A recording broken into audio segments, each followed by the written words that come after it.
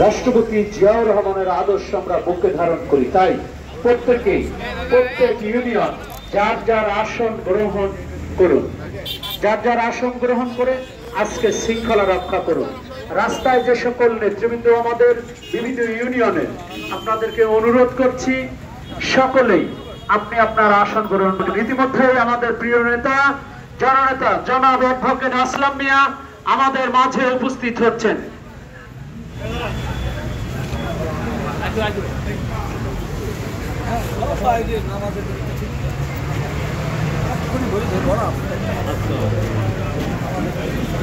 আমাদের মাঝে আমাদের প্রিয় নেতা জনাব অ্যাডভোকেট লিয়াকত আলী বাবু উপস্থিত হয়েছেন।